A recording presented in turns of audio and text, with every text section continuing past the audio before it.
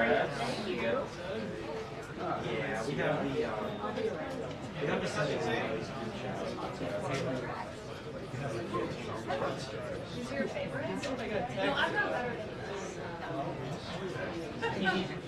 I know. I feel like they've been trying to it's been a year's long project. Yes, there you go. It'll be fun. That was a big one, right?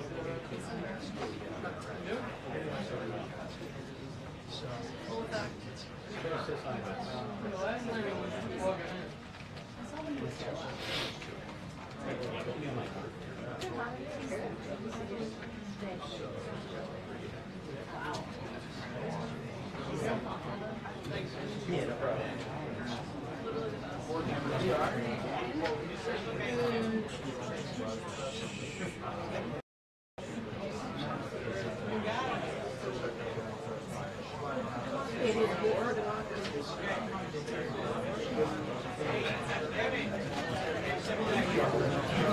What about it? Outboard? Babies are good. 6 weeks now for baby George. Oh, okay. It's on the laptop. Yeah, so I just took like a weekend he was born, but I have a year to take my French food, so I think I'll take it when my wife goes back to work. Just longer until we have to figure out.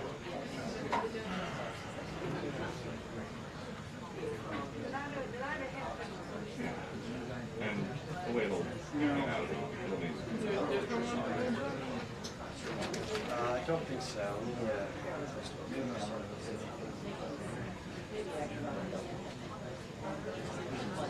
yeah. She is doing great. Yeah, she's a very eager big sister, and she's been very I was just wanting to make sure. I mean, helpful as in doing what she's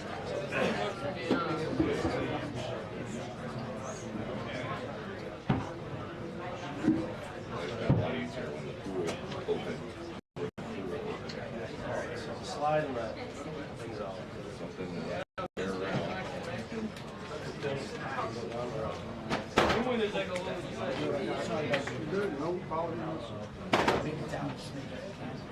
Thanks, Tim. That's perfect. Oh yeah, don't come down. Thank you. Just send it to me.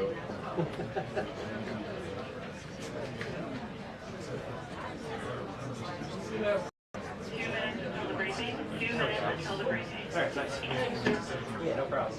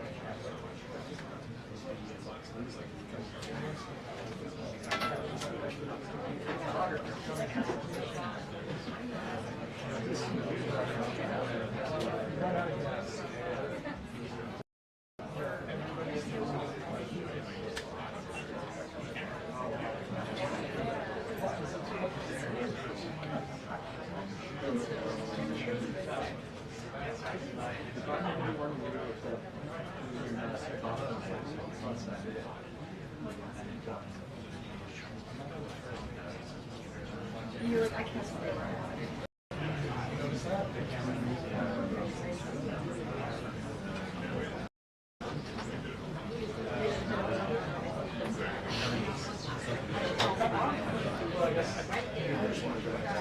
He changed the subject to his guns.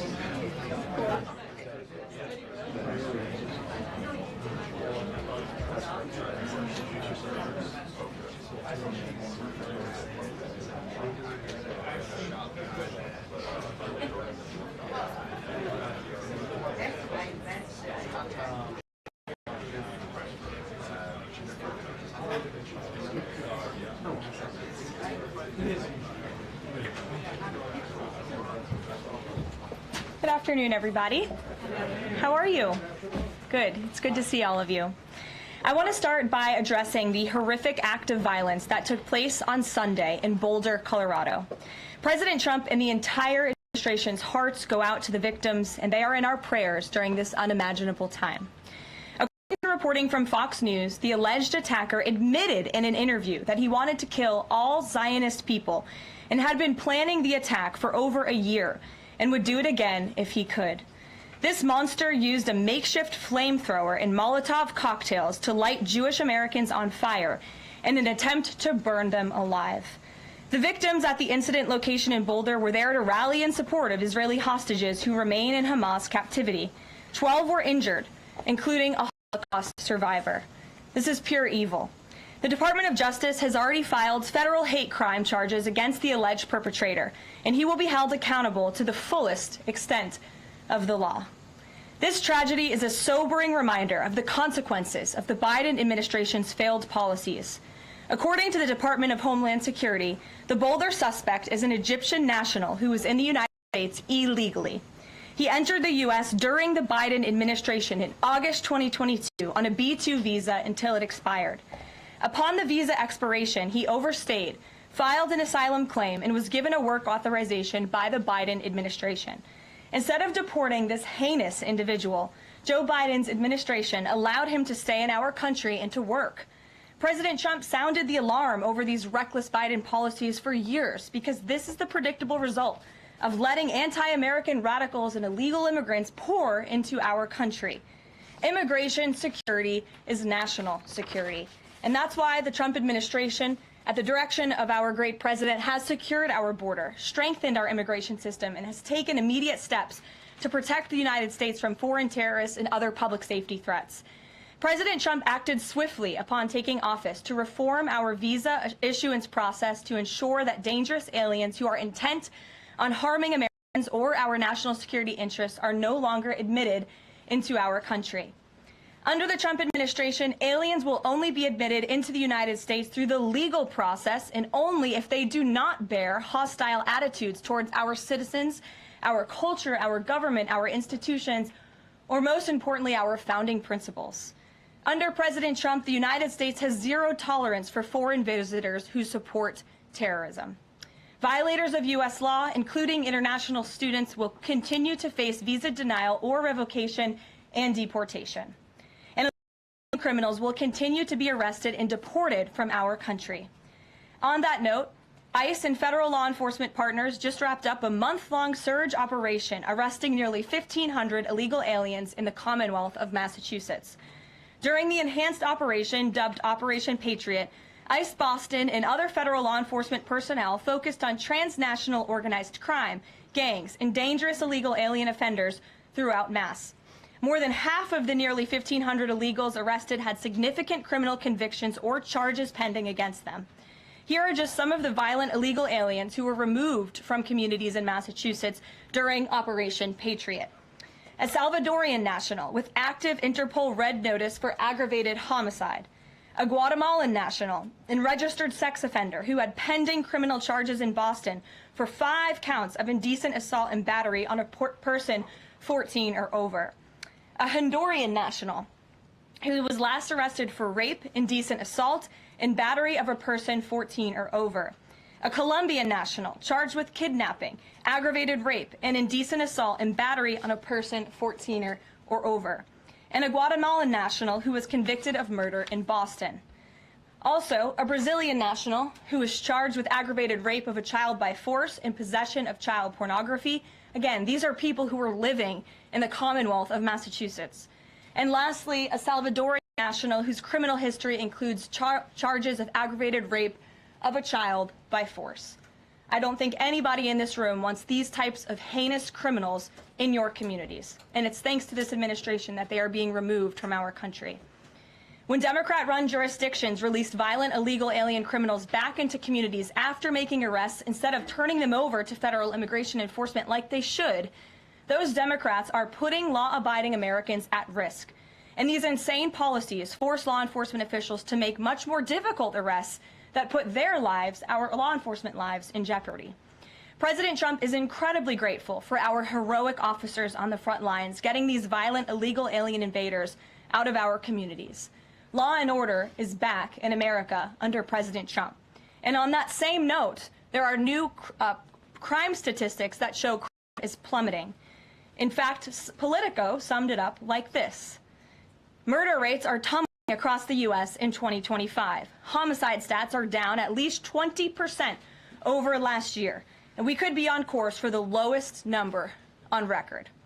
With President Trump in charge, the days of criminals being put over victims are over.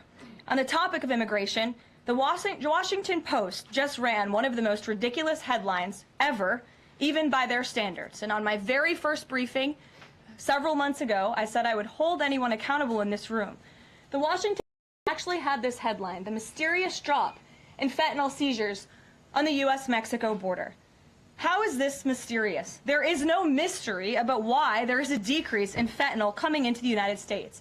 This administration's strong border policies are the reason there has been a decrease in fentanyl trafficking. His strengthened relationship with Mexican President Sheinbaum and all of the measures he has been taking to deter illegal human and drug trafficking at our United States southern border is the reason for plummeting fentanyl seizures at the U.S. border. There is nothing mysterious about that, and we'd like to see the Washington Post update their headline accordingly. This is clearly trying to intentionally manipulate the minds of the Americans, and I think the American people understand why there's been a fentanyl drop. And our office responded to this inquiry. We provided a whole host of the reasons that fentanyl seizures at the southern border have dropped, and the Washington Post refused to run them, and that's despicable. In other news, positive economic reports continue to flood in. Inflation dropped to 2.1% in April. Personal income increased 0.8% in April. So inflation is down and wages are up. That's almost triple the expectations and against the doubts of nearly everyone in this room. And we also saw the largest monthly decline in the trade deficit on record as a result of President Trump's very powerful tariffs. Lastly, the price of eggs dropped more than 61% since President Trump took office in January. I remember my very first briefing, I was asked about the cost of eggs. The reporter tried to insinuate it was this administration's fault, even though he had only been here for a few days or weeks. It was a result of the previous administration's terrible policies, and in record time, this president has fixed that problem that he inherited from Joe Biden, and now egg prices have dropped 61% since this president took office. There's a lot of good news, and I'm sure you have a lot of questions, so let's get to them. We have just the news and our new media seat today. Amanda Head, thank you for being with us. Why don't you kick us off? Sure, thank you so much.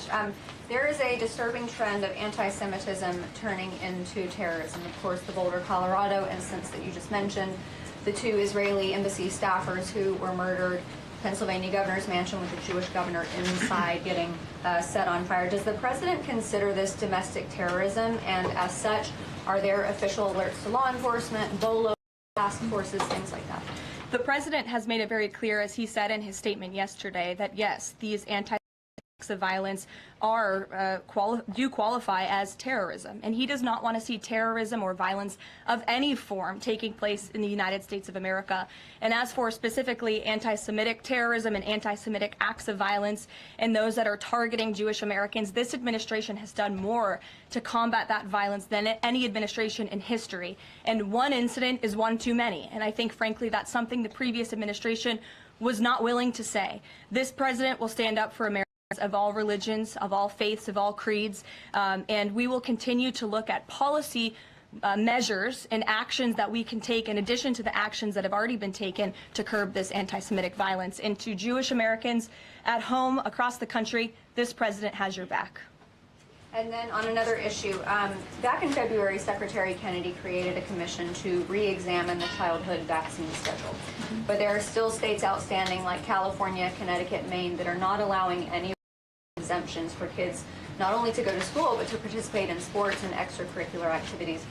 Would the president want to see religious exemptions allowed across all 50 states?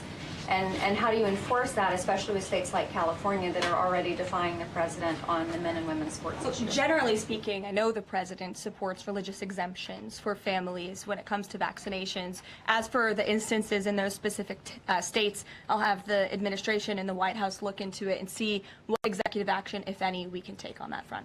Thank you. Kelly. Good afternoon. We're now in hurricane season, and obviously there is great concern every year about the potential for that. Can you speak to how the president is planning to have the level of support, should it be needed, to be as it has been with a reduction in the workforce? And is he still comfortable with Administrator Richardson, who had talked, whether joking or not, about not being aware of a hurricane season for this country? What is the president's level of briefings on what may be required? If you could give us kind of an overall update on that. Sure. Well, of course, we know that we are into hurricane season now, and I know FEMA is taking this seriously, contrary to some of the reporting we have seen based on jokes that were made and leaks from meetings. But Secretary Kristi Noem and the FEMA leadership are all over this. They are committed to ensuring that federal and tax dollars are there for Americans in need, and the president continues to review requests for emergency aid and carefully considering them. However, this president has made it clear we're not going to enable states to make bad decisions with federal tax dollars and then have the federal government later have to bail these states out. We want to see states be responsible with their tax dollars to do as much as they possibly can. The president will deeply and thoughtfully consider any requests for federal aid that come to his desk. And I think some of the media reporting we've seen on this is frankly sloppy and irresponsible. There are serious people who are taking this issue seriously, starting with the president himself, who, as you know, on his first domestic trip back in office, visited both North Carolina and California, both of which were, of course, hit by natural disasters when he wasn't even president, but he took ownership of that and visited those places and those people immediately. Is it Brian? about hurricane season appropriate, though, now that this is serious business, as you talked about? It's serious business, Kelly, and I'm not going to engage in such fodder with a question like that. Brian? Thank you, Caroline. Reuters was reporting that there is a letter that is meant to be sent to other countries, which would give these countries a deadline of Wednesday to produce their best offer on the trade matter. Why does the administration feel the need to send this letter? And I have one more follow-up on trade. Sure. I can confirm the merits and the content of the letter. USTR sent this letter to all of our trading partners just to give them a friendly reminder that the deadline is coming up. And they are in talks. Ambassador Greer, Secretary Bessent, Secretary Lutnick are in talks with many of our key trading partners around the globe. As you know, Brian, I know the Wall Street Journal has covered this quite heavily. And they continue to be engaged in those discussions. And this letter was simply to remind these countries that the deadline is approaching and the president expects good deals, and we are on track for that, I will emphasize. On the trade side, though, when the deal with the United Kingdom, there was this reprieve on the auto tariffs. Is the president looking to do another similar deal on the sector-by-sector reduction in tariffs, or is this more going to be deals related to the reciprocal tariffs that were announced months ago? Well, as I've said previously from the podium, and the president has discussed as well, each country has unique advantages, unique challenges to it based on their markets and what they export to us and what we export to them. And so that's why the president smartly advised his trade team to engage in tailor-made deal-making. And we saw that with the United Kingdom, and we will see that with other countries as well. Kate. Does the president support the Senate moving forward with a bill imposing heavy sanctions on Russia? Look, the president has spoken about his position on sanctions on Russia. He has smartly kept this as a tool in his toolbox if necessary. But I think the Senate and everyone on Capitol Hill respects the president as the commander-in-chief for a reason. And as you know, Russia and Ukraine engaged in direct talks yesterday. The encouragement of this president when he spoke to both leaders of both countries via phone just a couple of weeks ago. And so I would just like to remind everybody how far we have come in just 4 months. I mean, it was inconceivable last year at this time for Russia and Ukraine to be engaged in direct talks. And it's because of the president's insistence and determination to get this war to an end that these countries sat down yesterday. So he's willing to use sanctions if he needs them in the Senate and in the Capitol Hill. Understand that the president is the commander-in-chief and he's leading United States foreign policy as he should. And on Iran, the president said that the U.S. would not allow for any uranium enrichment, but the proposal offered to the Iranians reportedly allows for low levels of enrichment. Can you explain that discrepancy? I'm not going to comment on alleged details of the report. We're not going to negotiate through the media out of respect for these ongoing discussions and negotiations that Special Envoy Witkoff is leading. The president made his position very clear Truth Social last night. In fact, it couldn't be any more clear, and I would reiterate that's his position. Special Envoy Witkoff sent a very detailed and acceptable proposal to the Iranian regime that the president hopes they will accept, and if not, they will face grave consequences, as the president himself has reiterated. Sure. Thanks, Caroline. You're welcome. A couple of things, if I may. Can you confirm whether or not President Trump is going to be going to the NATO summit in The Hague later this month? I can confirm he will be going to the NATO summit, yes. Thanks. And another question on the Netherlands, in fact. Just wondering if you have any reaction to the collapse of the Dutch government there after the anti-EU and anti-Islam leader Geert Wilders, who's been described as the Dutch Trump, pulled out of the government there. I don't have a comment on that, but certainly we should and we will get you one, okay? Thanks. You're welcome. Brett. Thanks, Caroline. I wanted to ask, a couple days ago, the president announced that he was withdrawing the nomination of Jared Isaacman to lead NASA, citing a thorough review of prior associations. I wondered, why did this review happen just now, after the nominee was so far into the process? And can you explain the president's thinking on who he might choose? Look, the president reserves the right to nominate individuals to key administration posts. He also reserves the right to remove those individuals if he chooses, just like he reserves the right to fire any in the executive branch that he wants. And so a new replacement for NASA will be announced very soon, as the president himself said. Was there something in particular that came up that caused the president concern with this nomination? The president wants to ensure that all of his nominees are aligned fully with the America First mission of this administration. And again, he will be announcing a replacement very soon. Andrew, go ahead. Thank you, Caroline. You're welcome. It's been just about a month since President and Prime Minister Starmer announced... Can't see you all the way back there. Phil's head is in the way. Well, he's very tall. There you go. So it's been just about a month since Prime Minister Starmer and President Trump announced that the U.S. and U.K. had reached a trade deal, or at least a framework for a deal.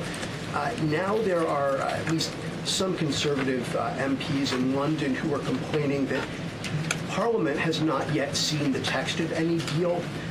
So I'd like to ask you, from this side of the pond, is there a text for the deal ready to be released, submitted, and if not, when can we expect it? And then I have one more. There's most definitely text with this deal. There is language that this side has seen. You'll have to ask the UK Parliament why they haven't seen it from their own government. I obviously can't answer that question. And on Jonathan, Caroline, one more on Ukraine, go ahead, please. Jonathan. Sure, go ahead.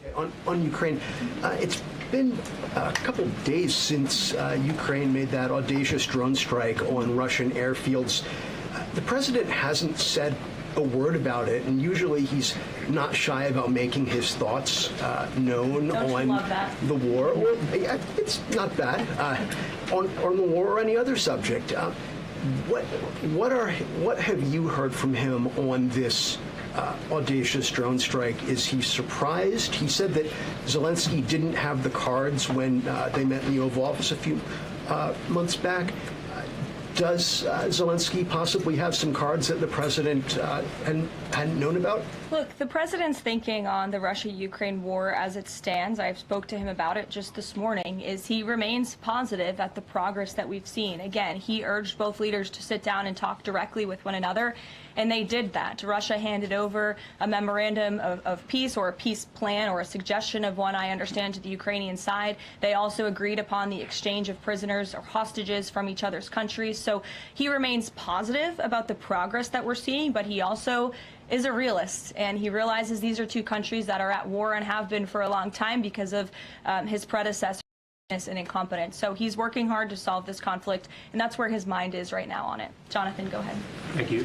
Same topic, just to put a finer point on it. Does President Trump approve of Ukraine's decision to strike nuclear-capable bombers in Russia? I would like to let the president speak on that himself. And just to follow up, has the president... I would just add to that, the president does not want to see this war prolonged. He wants the fighting to stop, he wants people to stop dying, and he wants this to be solved at the negotiating table. The reason he is so deeply involved and has spent so much time and effort on this war is because he hates to see people dying. Again, these are not Americans that are being killed. These are Russians and these are Ukrainians. This is a war very far away. But this president truly cares about peace, and that's what he wants to see. What is President Trump doing to ensure that a similar internal drone attack doesn't happen here in the US given this was done at pretty low cost, very stealthy. You know, it obviously raises questions about our own security, particularly for U.S. aircraft here. It absolutely does, and that's why the president nominated Secretary Hegseth and has approved some of the changes that have been made at the Pentagon to ensure that we have the most lethal fighting force in the world, and that the United States military is the best, the biggest. That's why he wants the bill to be passed, because it increases our defense spending. It's why he also launched the announcement of the Golden Dome to prevent from missile strikes and attacks in the future. And the president has a full understanding, I can tell you because I've spoken to him about it, about the future of warfare and how drones are a big part of that. And I will not get ahead of our policy team, but I think you can expect to see some executive action on that front in the very near future. Caitlin. Two questions for you as well. On the big, beautiful bill, you said recently that it is, quote, blatantly wrong to say that it adds to the deficit. You essentially said that an estimate from the Congressional Budget Office and other scorekeepers you believe are wrong. But Republicans like Ron Johnson and Rand Paul disagree. They're saying that it will add to the deficit. That is their concern. Is the White House's position that those two Republican senators are, quote, blatantly wrong? It is. Those senators, it's not news that they disagree with this president on policy, and the president has vocally called them out for it and for they're not having their facts together.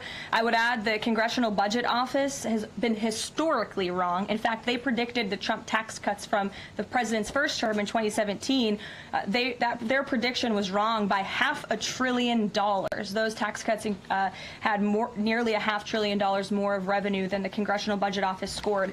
And I would also point out, I don't think many people know this, there hasn't been a single staffer in the entire Congressional Budget Office that has contributed to a Republican since the year 2000. But guess what? There have been many staffers within the Congressional Budget Office who have contributed to Democrat candidates and politicians every single cycle since. So unfortunately, this is an institution in our country that has become political, and we are very confident in our own economic analyses of this bill. There is $1.6 trillion in savings, and our Office of Management and Budget Director, Russ Vought, is a fiscal hawk. He is well known in this city for being a well-respected fiscal hawk. He has tools at his disposal to produce even more savings, and as you know, the White House will be sending our rescissions package to Capitol Hill today. And on immigration, the other day that the Homeland Security Secretary said, and I'm quoting her now, an illegal alien threatened to assassinate President Trump and highlighted his arrest.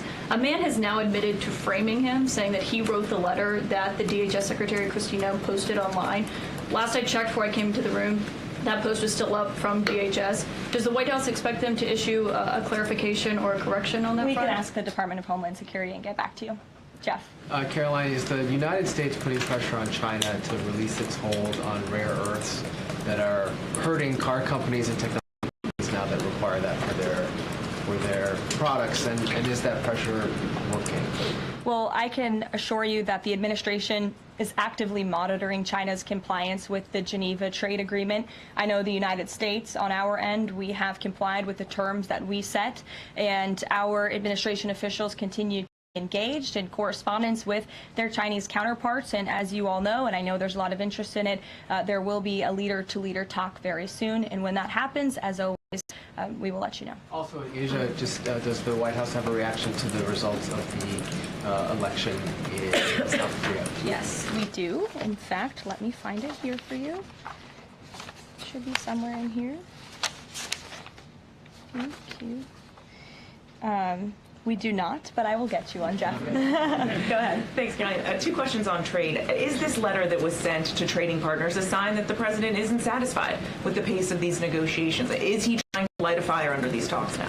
Well, look, the president has been very direct to our trading partners in his conversations with them, with foreign leaders directly, that they need to cut deals with the United States of America. The tariff agenda of this president, he believes very strongly in it. And as you've all seen, he's unafraid to use tariffs to protect our industries and protect our workers. But see these tailor-made deals be signed. And I will tell you, of course, I never want to be the one negotiating with the press about these internal discussions and deliberations. But our team, who is deeply involved in this, sees these deals moving in the right direction. In fact, Ambassador Greer is in Paris right now, meeting with many of our trading partners. We should still expect this flurry of deals in the next 36 days, and the plan is still for those full tariffs to go back into effect on July 9th. The plan is for the announcement of these deals to be made very, very soon, yes. Sure. Thank you, Caroline. You're welcome. So Governor Whitmer confirmed that she spoke with President Trump about the possibility of pardoning the plotters, the kidnapping case. She didn't give us an idea of what the president's reaction was to that. Do you have any information about what he said? Well, I won't reveal the president's private discussion unless he gives me liberty to, but I will reiterate what he said publicly when he was asked by one of the journalists in this room in the Oval Office a couple of weeks ago about the pardons. He said it's something he would look at, nothing more, nothing less. Haley, go ahead. Thanks, Caroline. And then to Kelly next to you. Thank you. When it comes to the leader-to-leader call with Xi Jinping this week, what is the president's expectation of this call? Is he looking for concrete outcomes out of this, or is he looking to kind of warm relations as these trade talks are ongoing? Well, President Trump and President Xi have shared a respectful relationship throughout the years. And again, I won't get ahead of the president on that call, but as always, after, you'll hear directly from the president or from myself or someone else here at the White House. Kelly. Caroline, thank you. I want to get back to the anti-Semitic behavior that's been going on in college campuses, as well as recently in Boulder, Colorado. The president, as you know, has the White House Faith Office, the Religious Liberty Commission, as well as the Anti-Task Force on Anti-Christian Bias, which includes anti-Semitism. From a whole-of-government perspective, and the president has already mentioned how he hates these kinds of acts that have been going on, can these entities and these agencies work together with the president to put out a proactive campaign to help people stop the hate? I think the president himself has been leading on this, Kelly, and has been incredibly clear in his rhetoric that he is not going to tolerate such hate or behavior in the United States of America. And you will see that rhetoric being followed up by action from the Department of Justice, who is seeking to prosecute these cases to the fullest extent of the law. And I know the Attorney General and the FBI Director were very quick to call this what it was, targeted terrorism. And there was some, I think, criticism from the media and well, at least pundits I saw on television saying, are they too quick to jump here? No, they see the facts and they reveal those to the American people, and they're transparent. And I think, frankly, that's a breath of fresh air from what we experienced in the previous administration. Are there programs that they can put in place to campaign against this kind of violence, to actually take the whole approach and say, we want to get ahead of you. If you're thinking it, don't do it. And if you're going to do it, down and talk to someone within the Faith Office, within the Religious Liberty Commission, as well as the task force. Yeah, surely. It's a good idea, and I'll pass it along to them. Peter. Thank you, Caroline. When you look at these last-minute Biden pardons, the big ones, Biden siblings, Fauci, January 6th committee. That's right. Most of the big ones have the same very neat signature. We would expect that probably to be the auto pen. There is one that looks different. It looks authentic. In fact, if you look at the last name, it almost looks like the president was having a hard time spelling his last name there. Is this White House of the opinion that the only pardon that would count is one that the president signed himself? It's very interesting. Very interesting props. If you want to bring them to my office later so I can take a closer look, I would like to do that. The president is making a good point when he discusses the usage of the auto pen. Who was running the country for the past 4 years? Perhaps those documents were signed with the auto pen, something that this, I believe the Department of Justice is looking into. As you saw, Ed Martin made an announcement at the Department of Justice this morning to launch an investigation because the American people deserve answers. Is there any concern that this president, who won the election on a promise to fix the economy and close the border, that focusing and scrutinizing these Biden pardons is looking into the past instead of looking forward? I think in comparison to the amount of time this president has spent on securing the border, on fixing our economy, I just read out for you an entire list of economic accomplishments. Look at the border numbers, look at the time and effort he's divulged into solving the global conflicts abroad. It pales in comparison, but it still, nevertheless, is a very important issue, and it was a huge issue. Sent the president back to this White House. The Americans saw with their own eyes a mentally incompetent president, and they want answers for that, and the president believes they should have And them. something that just crossed, Caroline, how mad do you think Trump is going to be when he finds out that Elon Musk said, I'm sorry, but I just can't stand it anymore. This massive, outrageous, pork-filled congressional spending bill is a disgusting abomination. Shame on those who voted for it. You know you did wrong. You know it. Look, the president already knows where Elon Musk stood on this bill. It doesn't change the president's opinion. This is one big, beautiful bill, and he's sticking to it. Tamara. Thank you. The National Security Council was reorganized, or some staffing changes were made the day before Memorial Day. I'm hoping you can explain sort of the new structure, or what the structure is of the National Security Council, what the goal is in terms of staffing levels. What is the new National Security Council mode? Well, as with everything in this White House, it is a top-down. The president is here. He is president. He's not an auto pen like the previous president was. He's very much involved in literally every policy discussion and decision that takes place. And we felt it was best to reorganize the National Security Council to respond to that top-down approach that we have here in this White House, and to streamline the efficiency and the effectiveness of the National Security Council. And I would add that Secretary of State Rubio and now National Security Advisor Rubio is doing a tremendous job at leading the National Security Council. He knows the president. He understands where the president is on these issues. He's great to work with here at the White House. I can tell you that. I appreciate seeing him a lot more in the building. And he and the president and the entire National Security Council, who's made up of great patriots who love this country, are doing a tremendous job on the many conflicts around the world that this administration inherited. Is there a goal staffing level? I'm sorry? Is there a goal for the staffing level, like the number of people who would be in this National Security Council? We just want the National Security Council to be as efficient as possible, and if staffing needs are necessary, I'm sure Secretary Rubio would not mind hiring if necessary, but again, we've been working with them day in and day out, and they're chugging along and doing great work. Sure. Thank you, Karoline. Two questions, if I can. President Trump got involved himself in presidential election in Poland by supporting a conservative candidate who ultimately won. Yeah. What does it mean for the future U.S.-Polish relations? What's likely to change? Well, I believe the president is obviously pleased to see the result of the Polish elections. He met with Karol Nawrocki, if I'm pronouncing that correctly. Yes, Nawrocki. Okay, thank you. I appreciate your insight on that. He met with him at the White House, and he told him, you're going to win because you support common sense. And he supported strong borders in Poland. He supported an end to the woke, radical DEI stuff that we've seen not just here in the United States, but really take over Europe and, frankly, the whole world. He was very outspoken about that. And I was reading the reports about how the Polish people felt about this man, and they felt like he was putting the needs of Poland first. And that's a very refreshing feeling, one that we know very well here in the United States of America. So, as you know, the United States and Poland have always had a very deep and strong relationship, friendship. They're a great ally, and I know the president continues to look forward to working with them. We have one more on Ukrainian drone attack on Russia. Was President Trump informed in advance by Ukraine that the attack is coming? Carrie. Caroline, so I just want to go back to the issue on the anti-Christian bias as well as issues on anti-Semitic issues. Senator Grassley just put out a report saying that the FBI files have shown that the Catholic group targeting was way more prevalent within the FBI during the Biden era than was previously shown, as far as former FBI Director Christopher Wray was putting out there during congressional testimony. Can you discuss here what President Trump would like to see in terms of consequences within the FBI as far as those who were involved? Also, the second question, if the DOJ finds that the auto pen was used by President Biden, should those actions that were used with the auto pen, should they be null and void?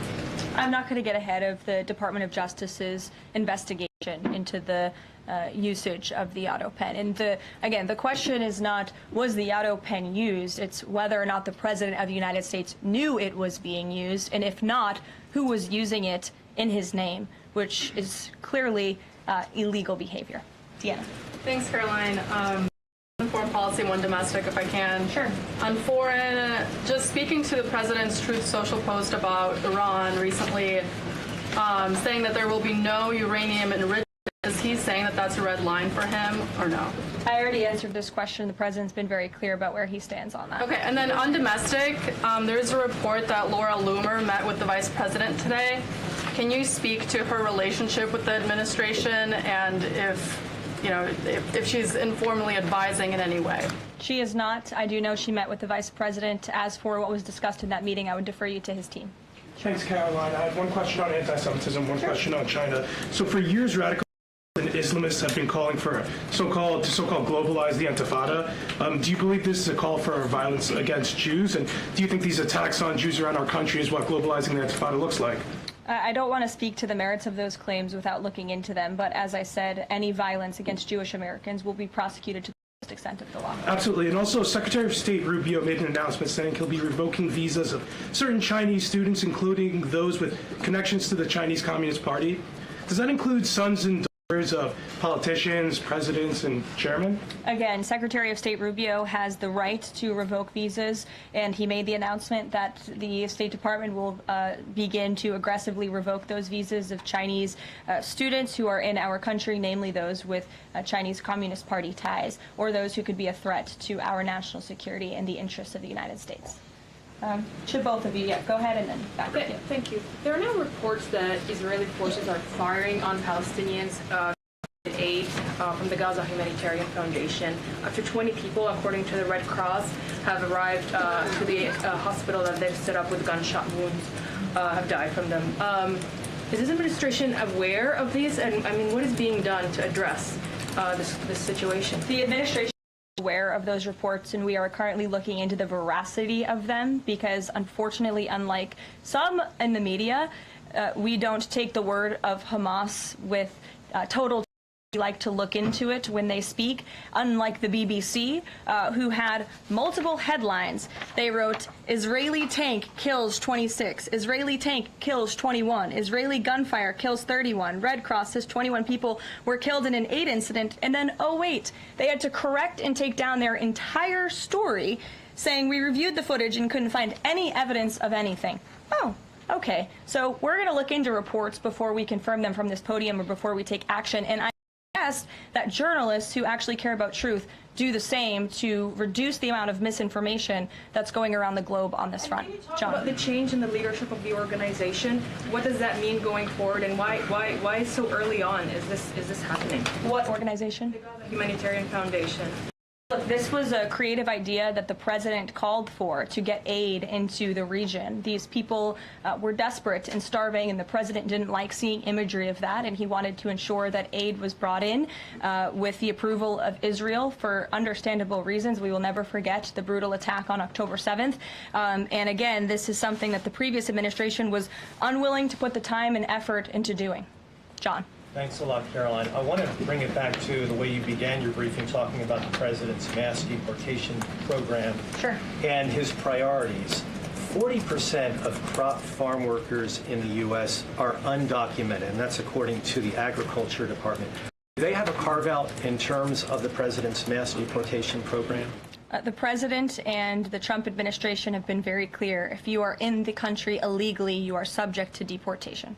Is there any concern that, given that large number, if that number is correct, 40% of farm workers being undocumented, that could impact the food supply here in America if those individuals that obviously help pick crops all across the country are deported?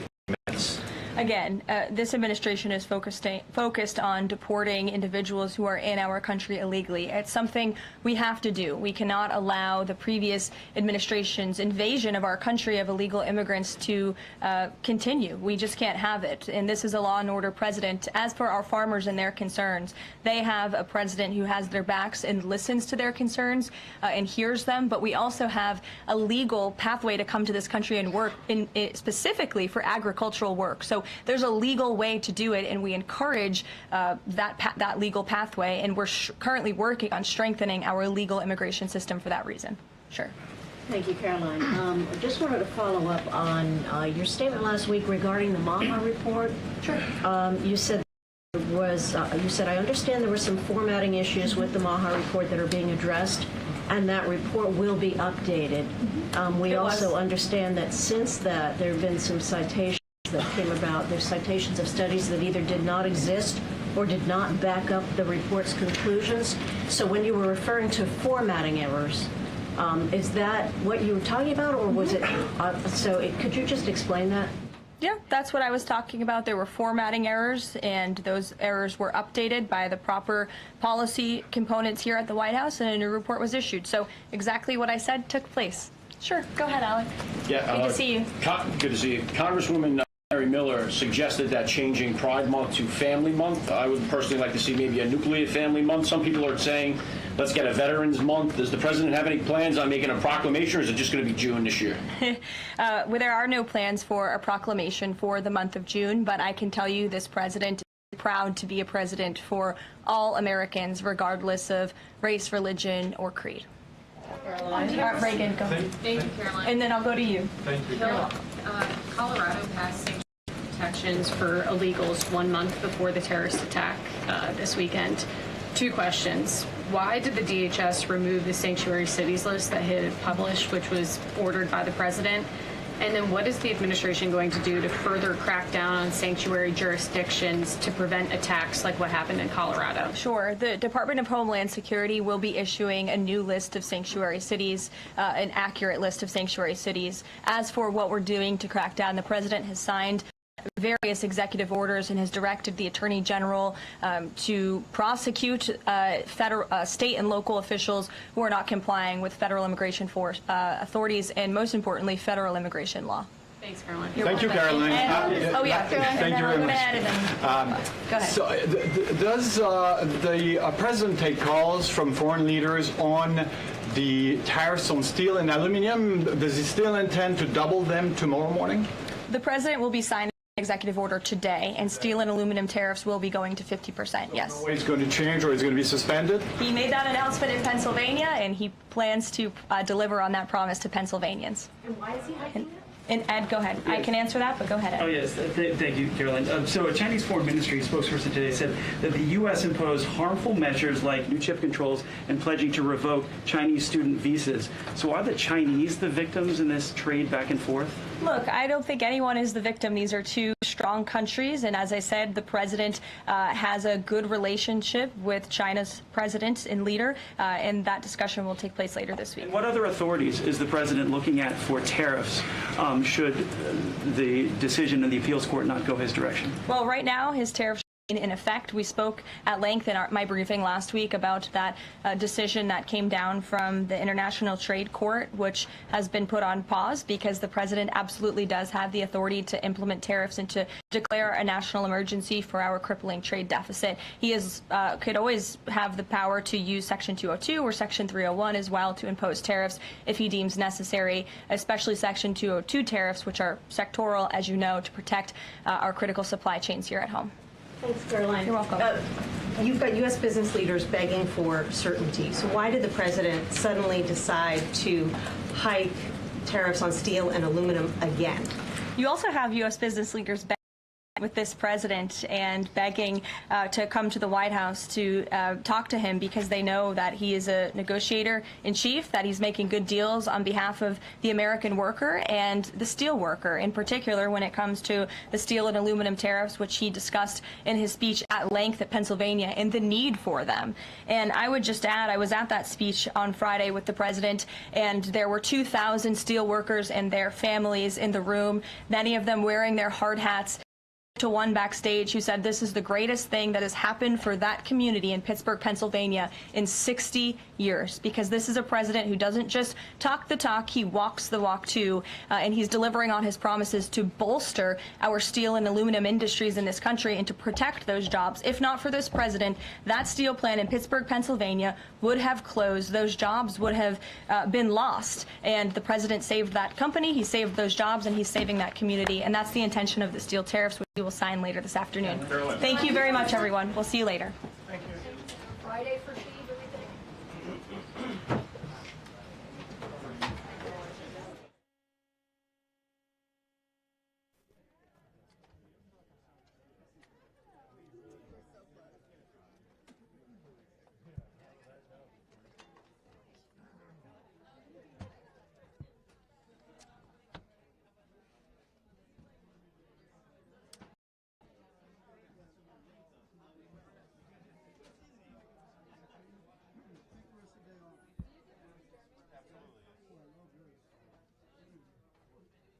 go.